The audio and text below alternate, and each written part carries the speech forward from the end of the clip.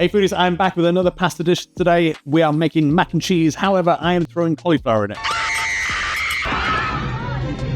Yeah, that sound is the sound of everyone leaving, so write me an evil comment of why I'm putting cauliflower in mac and cheese. But it's quite simple. I am doing a lot of volume eating, and the idea behind this is to bulk out the mac and cheese. I can eat a lot more of it without the added calories involved with some of the nicer things. Let's get into it.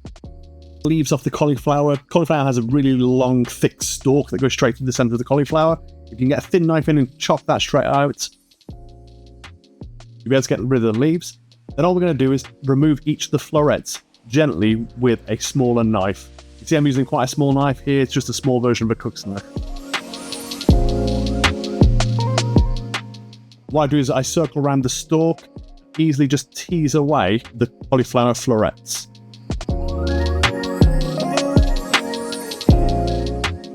Next, heat up a pan of water, add a pinch of salt. Bring that to the boil, and then add your cauliflower florets. Let's boil these for about 5 minutes or until the little stalk becomes quite soft. Not sure, pull a floret out and give it a little squeeze. It should feel very soft and not like the cauliflower before it was cooked. Take the cauliflower out of the pan when it's cooked, into a bowl, and run under cold water for a couple of minutes. While the cauliflower is cooling, in the same pan, we're going to cook our macaroni. Bring the pan up back to the boil, then add another good pinch of salt. When your water's boiling, add your macaroni and follow the instructions listed on the packet.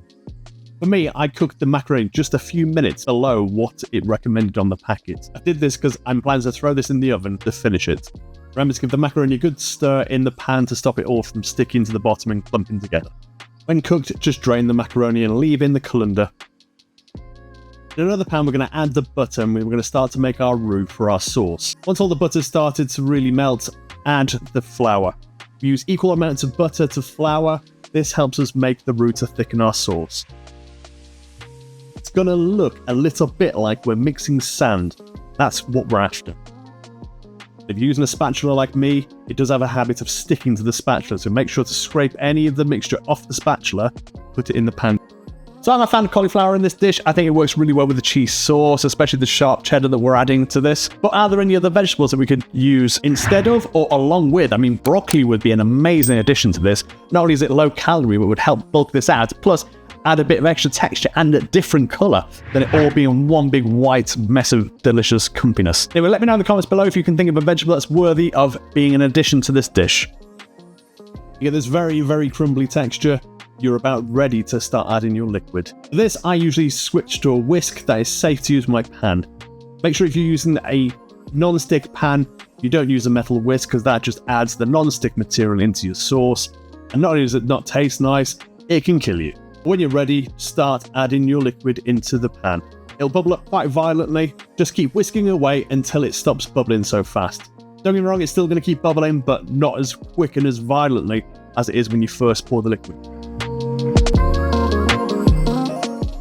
As we're doing this a little at a time, you will start to notice that the more liquid you pour in, it does get thinner, but not too thin. The idea is that we want a nice sauce that's going to coat all the lovely macaroni and the cauliflower, give a good coating and a good cheesy flavour.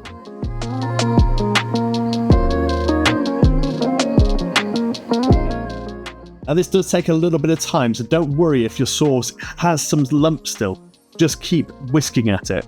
The more you whisk it, the smoother your sauce is going to become. And yes, it does take a little bit of time.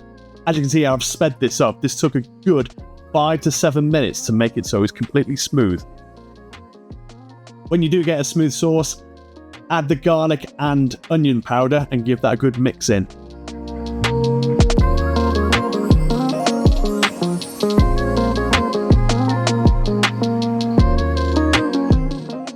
Next, turn off the heat, then add your grated cheese and give this a good mix in. You want to make sure that all the cheese is melted and incorporated into the sauce. Next, throw in the mustard. Next, we're going to throw our cauliflower and our macaroni in. Using the spatula, give this a good mix up. We want to make sure that all the macaroni and the cauliflower is incorporated. Again, if you didn't use cauliflower, ignore me talking about cauliflower.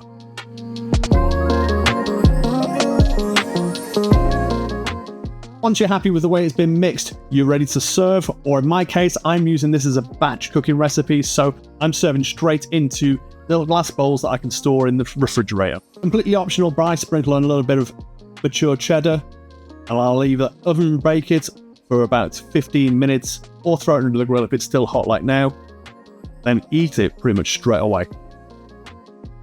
Now, I love mac and cheese, but personally I would make this stretch out to 12 servings instead of the 6 that I've put in the description, simply because I would prefer to have this as a side dish with an additional protein and some veggies rather than a big giant mound of this mac and cheese, although there are days where I want that. So rather than being a 316 calorie dish, we're making it into a 158 calorie side. I think this would work perfectly if you paired this mac and cheese with a chicken breast, or even better, I've got some smoked barbecue pulled pork that I did the other day.